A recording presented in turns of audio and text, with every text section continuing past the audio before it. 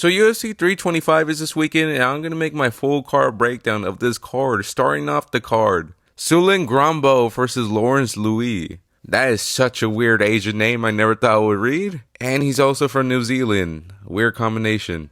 I don't know why, that just threw me off for a second, but I'm going to go with Lawrence Louis on this one. Why exactly? I just think he's the more physical fighter of the two. I think he can mix it up better. And also, if anybody's going to get finished, I think it's going to be Lawrence Louis. He's really good at cutting off the cage as well, especially when he tries to go for his KOs. Like, if you saw in his last fight, he did that pretty well. Yeah, that's pretty much it. I just think he's more physical, not the better technical kickboxer, but he can make it dirty. He could grapple some, and then he'll get a KO in like round 2, in my opinion. So, I'm going to go Lawrence Louis KOing Sulin Grombo in the first 2 rounds, or a decision here, because I don't know, I'm not risking on a dude that looks a little too frail, you know? Like, if this fight took place in a few years, I probably would have went with Sulin Grombo, because he would be a little bit more physical, not as frail, and a little bit more experienced, you know? That's why I would have picked him, but since he's not as experienced, and he's also not as built, so I'm gonna go Lawrence Louis finishing Sulin Grombo. So now moving on, Nakamura versus Zalei. I'm gonna go with Zalei on this one. I was a little worried because Zalei is kind of a small dude and Nakamura is kind of built, and he does have a rangy style that's also pressure based. Like, he could catch you in weird angles. He's kind of like a dollar store McGregor, honestly. And that might give Zalei problems, but he has cleaned up his work a bit. He's a little bit more cleaner than he used to be on the regionals, because there was this one guy that freaking dropped him. I'm like, okay, I'm going to go with Nakamura because of the finishing potential. But then I thought about it, and I also watched tape back. I do think Zalei has cleaned up his work a bit more. So, and also Nakamura doesn't have like a one-shot killer. Like, if it was like he's a dollar store McGregor, but like he has pop as well, like I would have went with Nakamura. But since he doesn't, he's more of a volume guy, I'm gonna go with Zalei winning a decision here. I think he'll have struggle early, maybe even get dropped in a moment, but he'll recover, win the last 2 rounds, and that's pretty much it. I think he'll win a 2-1 decision here. Anyway, now moving on to the next one. Sang-Wook Kim versus Don Morfon. These are some weird names, but I'm going to go with Don Morfon on this one. It's a little worrisome of a pick because he did get his back taken by like a random, like a fight ago. So I don't know, I'm a little worrisome, but he has faced kind of better opponents, and he does have good survivability when it comes on the ground, and he could also offensively grapple as well. But I do think Sang-Wook Kim is the better grappler of the two, but I think Don Morfon will survive the first round, come back in the second, maybe even put on the grappling in the third. So I'm going to go Don Morfon just being the better fighter, also better on the feet, arguably, and we'll get him in the later rounds. So I'm going to go a 2-1 decision, Don Morfon. Ofli versus Yitsa. I'm going to go with Yitsa on this one. I don't know why it became so funny to say his name. I kept messing it up for some reason for like a solid 2 minutes. But I'm going to go with Yitsa to beat Ofli. Why? I just think he's more durable. He's less worse in my opinion. I think he's a little better on the feet. Not as chinny as Ofli is. And yeah, that's pretty much it. There's nothing else to really add. This is kind of a fight I don't really care about. I know you guys probably don't care about either, but what can we do, you know? But I'm going to go Yitsa by decision. I could see a finish in the second round, but I don't know. I don't know if he has that much pop where I'm going to be like, okay, he'll finish him in the first 2. But I don't know. I could see it. But you know what? I'm going to go with it. Second round KO, Yitsa. Now moving on to the next one. Jonathan McCullough versus Oban Elliott. The Welsh gangster, bro. He's back. I'm gonna go with Jonathan McAuliffe to be Oban Elliott, mostly because I think the range is gonna be a problem for Oban. Also, the body kicks is gonna be a big problem. Like, I just feel like Jonathan McAuliffe is better at mixing it up than Oban, and maybe even, a better striker as well. Like, I don't know, I can see Oban maybe getting it done, but I favor Jonathan McAuliffe to win a 2-1 decision. Maybe he has struggled in the last round, but I think the first 2 is gonna be pretty easy for him. So I got Jonathan McAuliffe by decision. Now moving on to the next one. Jacob Malkoon versus Torrence Finney. I think I'm going to go with Jacob Malkoon on this one, bro. Like, I know Torrence Finney is a heavy grappler, but so is freaking Jacob Malkoon, bro. Malkoon is also better on the feet. It's not by much, but what I seen, he's okay. But it's better than what Finney showed me, which is nothing. So I'm gonna go Jacob Malkoon 2-1 decision. I can see him having struggle in the first round, but then he starts taking over, especially with the striking. I don't think he's really gonna win the grappling exchanges that much, but I think he will do a little bit more when it comes on the feet. It's gonna be like an Aljo versus Evloev, but like less technical and more boring. Not saying Evloev versus Aljo was boring, because that was a great fight, but I'm just saying. I'm just trying to use the example I could come up with. So it's going to be a whatever fight, and that's pretty much it. 2-1 decision for Jacob Malkoon. So now moving on. Cam Roston versus Cody Brundage. I'm going to go with Cam on this one. Why exactly? I don't really have a fair argument why, but he did knock out Andre Protowski. I said that name wrong so badly, but Andre, he KO'd him in like the first 2 minutes, something like that, and Andre is a better fighter than freaking Cody Brundage is, so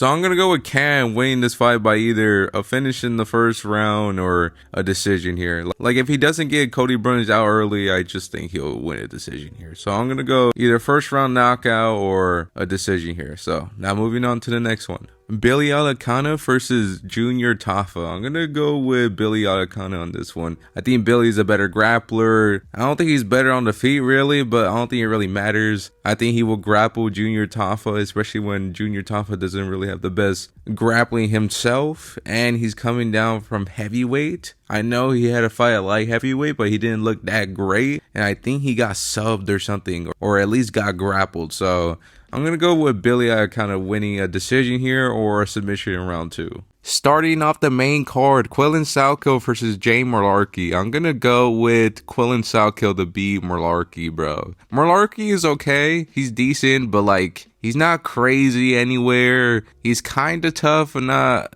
crazy tough. Like, I don't know. There's not really that much to him. Like, I know he got finished by Rufy, and he kind of stuck in there for a bit, and then he got finished, and point is, he's not really that crazy. So I think this is an easy win for Quillen Salkill. I think he could finish him in the first 2 rounds, maybe even the first. And yeah, that's pretty much it. I just think he's a more skilled fighter of the two. So I got him by either finishing the first or the second round. So now moving on to the next one. Don't let me fall asleep. Tai Tuivasa, man, he is back. Last time we saw him, he was pushing almost 400. Like, it's kind of tough against Tai Tuivasa, bro. It's crazy that he literally gained like 300 plus pounds, and we were just cool with it. Like, he had to take a year off because of that. That's actually insane, but what was I going to? Oh yeah, against Teixeira, bro. Like, I think he's gonna beat Teixeira. I don't know why. I literally have no basis for this argument other than like, he's back, man. He's in good shape now, man. He's locked in, man. That's all I have pretty much. There's nothing I can really say logically other than like, oh, he got power. And plus, he did get finished by Derek Lewis. So this is mostly off of vibes alone. Like, I wouldn't be that confident in this pick, but I'm going to go with it. I'm going to go Tai Tuivasa KOing Teixeira in the first round. Let's go with it, man. Tai Tuivasa is back, man. In 2026, man. Tai Tuivasa, man. He's back, man. Oh, Tai. He's so chubby. Now let's move on to the next one. Rafael Fiziev versus Rufy. I'm going to go with Rafael Fiziev on this one. I already broke it down on my Instagram, TikTok. It's just, Rufy isn't as active on the feet. That's the problem. My only problem is he doesn't have enough volume for me to worry about the counters. Plus, Fiziev will grapple if he needs to. That's what I like about Fiziev. Like, if it's not really going that well on the feet, he will try to grapple. He will try to mix it up. Don't get me wrong, though. The counters are there. It's just, again, he's too low output for my liking for me to pick him to like finish Fiziev, you know? And it's also a step up in competition compared to the people he fights. Like, maybe if he took a fight in the meantime and then fought Fiziev, maybe I'll have a different answer, but I don't know. I feel like coming off a loss after getting dominated by BSD and then now fighting Fiziev, who I think is a better fighter than BSD, is kind of tough. So I'm going to go Fiziev winning a 2-1 decision. I think he's going to have struggle early, but he'll try to mix up the grappling grappling, and then he'll be too much in the end. That's why I think the fight's gonna go. Now moving on to the next one. Dan Hooker versus BSD. I'm gonna go with BSD on this one. I was gonna be different and pick Dan Hooker, but after watching the Armin Sarukian fight, it's kind of tough to pick him, you know? And then like Gamrot rocked him in the first round and was beating him up, and if like that's BSD, I'll just say he probably would finish Dan Hooker. So I'm going to go BSD finishing Dan Hooker in round 3. I think it's going to be scrappy. I think it's going to be a back and forth fight, but I think BSD would be tough enough and finish Dan Hooker either by sub or maybe even a ground and pound finish in the 3rd round. So now moving on to the main event, Alexander Volkanovski versus Diego Lopes, the second fight. I'm going to go with Volkanovski to beat Diego Lopes. I feel like Diego Lopes is too simple on the feet. I haven't really seen much improvement when it comes to the feet. Like if he mixes it up, like try to add like a calf kick or even a jab, he might have a better success in this fight, especially when Volk is old. So maybe he'll change it up. Maybe he'll add the grappling game. If he does, there is a big likelihood he would be Volkanovski, but I am yet to see him do that, and I don't feel like he will. If he does, then good for him, but I'm gonna go Volkanovski. I just feel like he's too easy to read on the feet for Volk, and Volk will win like a 4-1 decision, maybe a 3-2 decision. I do think the fight could be a little bit closer than it was the first time, but I just don't see how Diego Lopes could change it up unless he does try to grapple or again try to add something on the feet. Body kicks are there, leg kicks as well. Even a jab would be nice. Like if he adds those, he'll probably have a better chance at beating Volk, especially at this age of Volkanovski. But I think Volkanovski will beat Diego Lopes and win a decision victory over Diego Lopes. I hope you enjoyed the video. That's pretty much it. These are my predictions for UFC 325, and yeah, I'm pretty much done here. The early prelims were so tough to get through, man. Like I was filming this like at 12 in the morning. It is now like, I don't know, like 5 or 6, 7 a.m. Like I wasted so much time on the early prelims, and them to be wrong would be kind of tough for me, but what can you do? I hope you enjoyed the video, and yeah, that's pretty much it. God bless all of you.